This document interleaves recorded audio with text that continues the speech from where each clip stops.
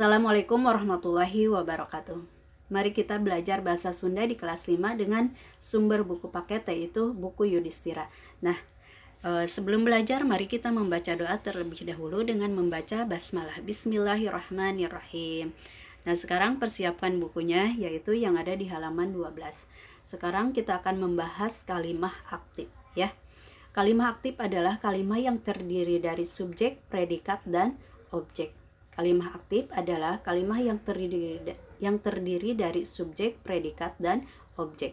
Contoh, barudak keur ngagambar kalang. Barudak sebagai subjeknya, keur ngagambar sebagai predikatnya, dan kalang sebagai objeknya. Jadi subjek itu adalah orangnya, predikat adalah pekerjaannya, dan objek adalah yang dikerjakannya. Nah, sekarang contoh di halaman 13. Contoh, maman mawa kaleci warna-warni. Maman mawa kaleci warna-warni. Maman sebagai subjeknya, mawa sebagai predikatnya, dan kaleci warna-warni sebagai objeknya. Kemudian kalimat aktif tidak selamanya memerlukan objek. Jadi kalimat aktif tidak selamanya memerlukan objek. Contoh, Danu keur ulin. Danu sedang main. Danu sebagai subjeknya, keur ulin sebagai predikatnya. Contoh yang kedua, Neni keur loncat tinggi. Neni sedang loncat tinggi. Nah, sekarang kita akan mencari kalimat aktif di teks yang berjudul Sorodot Gaplok. Kita akan mencari kalimat aktif di teks yang berjudul Sorodot Gaplok. Misalkan bacakan dan artikan. Sorodot Gaplok ini adalah nama permainan yang dimainkan oleh anak laki-laki. Danu keur arulin di lapang jeung babaturana. Danu sedang main di lapang dengan teman-temannya. Maranehna keur marain sorodot gaplok. Mereka sedang main sorodot gaplok. Ieu kaulinan teh mangrupa kaulinan barudak lalaki. Permainan ini merupakan permainan anak laki-laki. Lantaran perlu kaparigelan ngalungkeun batu bari engklek. Karena perlu keterampilan melemparkan batu sambil engklek. Nojo kana tumpukan batu nu dipasang ku lawan mainna, menuju ke tumpukan batu yang dipasang oleh lawan mainnya. Mimitina regu Danu kagiliran main. Awalnya regu Danu giliran main. Danu mawa batu dina sukuna bari engklek. Danu membawa batu di kakinya sambil engklek. Tuluy batu teh ditajongkeun, bari sukuna disorodotkeun. Lalu batunya ditendang sambil kakinya diperosotkan. Sarta ditajongkeun sangkan keuna kana tumpukan batu dan ditendang supaya kena ke tumpukan batu. Lamun batu nu ditajongkeun bisa ngaruntuhkeun tumpukan batu. Kalau batu yang ditendang bisa meruntuhkan tumpukan batu, hartina lawana eleh, artinya lawannya kalah. Sarta kudu numpukeun deui batu, dan harus menumpukan batu lagi. Danu bisa malihkeun deui ka ulinan ti mimiti. Danu bisa memulai permainan dari awal.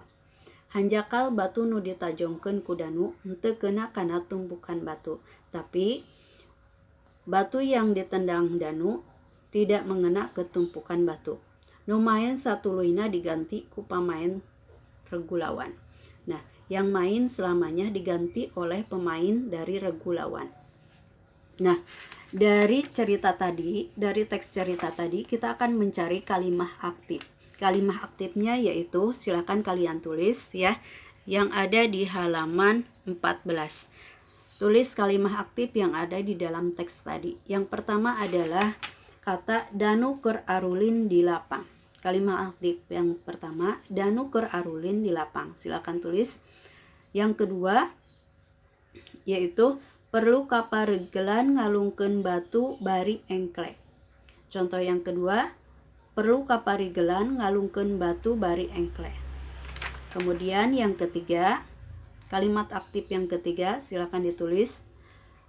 Danu mawa batu dina sukuna. Danu mawa batu dina sukuna. Itu adalah kalimah aktif yang ada di teks tadi yang berjudul Sorodot Gaplok.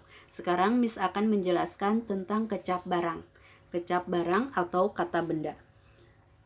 Sekarang bisa artikan dulu ya. Kecap barang mangrupa kecap nu nuduhkeun barang.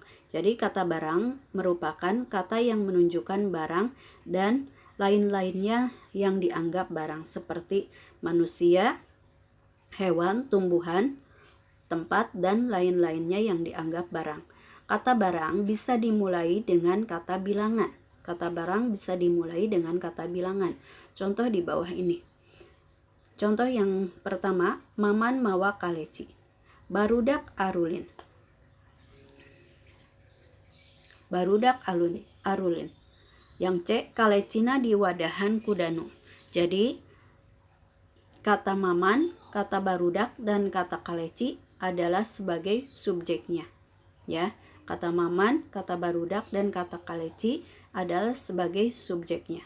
Kemudian kata danu, kemudian kata danu, kata arulin, kata danu, dan kata kaleci adalah sebagai objeknya.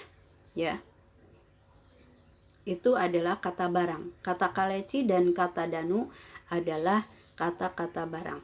Nah, di sini contoh.